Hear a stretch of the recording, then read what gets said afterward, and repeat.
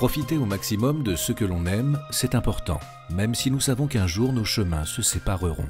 Au sommaire de ce magazine sans tabou, le deuil. Comment le comprendre, le soulager, s'organiser et puis réapprendre à vivre sereinement.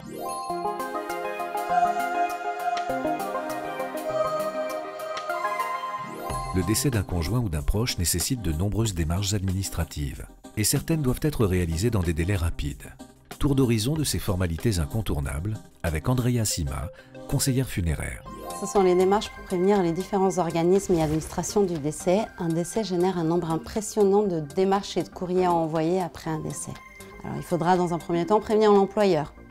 Si le défunt était demandeur d'emploi, il faudra aussi vérifier auprès de Pôle emploi s'il avait des droits ouverts. Il faudra prévenir la banque. Il faut savoir que les comptes sont bloqués au moment du décès. Seuls les comptes comportant la mention « ou », tels que monsieur ou madame, madame ou madame, restent actifs. Il faudrait prévenir les impôts, la sécurité sociale, la caisse d'allocation familiale, prévenir aussi les différentes assurances, telles que les assurances vie, les assurances pour la voiture, pour la maison. Endeuillé, on n'a pas la tête à ça, trop de charges émotionnelles. Soit on est à l'aise avec l'administratif et effectivement on peut faire des recherches sur internet ou se servir d'un guide qui nous aura été remis justement pour nous aider dans ces démarches et on fait ses courriers soi-même. Soit on peut se reposer sur une entreprise spécialisée dans ce métier qui nous aura été recommandée par le conseiller funéraire. Après un entretien téléphonique personnalisé, cette entreprise prépare tous les courriers et il ne vous restera plus qu'à les signer, les timbrer et les poster. En conclusion, soit vous êtes à l'aise avec l'administratif et vous pouvez faire vos démarches vous-même, en sachant que souvent on oublie quelque chose, tel qu'une copie du livret de famille ou un acte de décès, soit ce n'est pas le cas et on peut se reposer sur une entreprise spécialisée dont c'est le métier.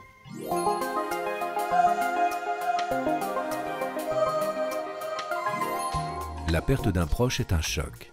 Malgré la tristesse, il faut trouver l'énergie nécessaire pour organiser les obsèques. La première démarche est de se munir du certificat de décès établi par le médecin et de contacter les pompes funèbres. La famille dispose de 6 jours pour organiser les funérailles et peut comparer les devis avant de choisir l'opérateur funéraire. Si le défunt n'avait pas laissé ses dernières volontés, c'est à la famille de prendre des décisions parfois difficiles et de répondre à toutes les questions pour organiser les obsèques avec le conseiller funéraire. Transfert en chambre funéraire ou non, toilette ou soins de présentation, cérémonie religieuse ou civile, inhumation ou crémation. Dans le cas d'une inhumation, dans quel cimetière est située la sépulture? Existe-t-il une concession? Quel type de monument choisir? Si l'on opte pour la crémation, il faut choisir où les cendres seront déposées ou dispersées. Il faut aussi annoncer en parallèle le décès au moyen d'un faire-part et ou d'une annonce dans la presse locale.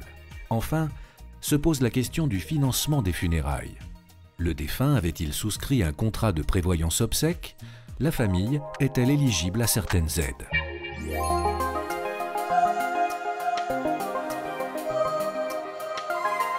À quoi sert une sépulture et en quoi c'est important? Une sépulture, c'est une tombe qu'on trouve dans les cimetières. C'est un lieu de souvenir, un lieu de recueillement, un lieu d'apaisement. Ça fait partie du processus de deuil. C'est aussi l'occasion pour les familles de rendre un dernier hommage au défunt et surtout de laisser une trace du passage de ce défunt sur cette terre, notamment en y faisant graver son nom dans la pierre. J'ai même certaines familles qui vont faire graver des textes qui vont être en rapport avec le défunt, voire même des messages qui vont traverser les années, les décennies, voire les siècles. Alors on trouve divers types de monuments. C'est un monument cinéraire, donc ce sont des monuments de petite taille dans lesquels on va pouvoir accueillir des urnes, ou aussi des monuments plus traditionnels, des monuments funéraires dans lesquels on va pouvoir à la fois placer des urnes mais aussi des cercueils. Ça peut être des monuments simples que l'on va trouver dans nos catalogues, à des monuments beaucoup plus complexes dans la recherche de matériaux, dans les formes qui vont être plus élaborées, des monuments personnalisables en fait. Tout est possible en fonction du budget parce que c'est quelque chose qui vient par contre après l'organisation des obsèques. En conclusion, je pense que le monument funéraire est très important parce qu'encore une fois c'est le socle de la famille et c'est un processus naturel de deuil.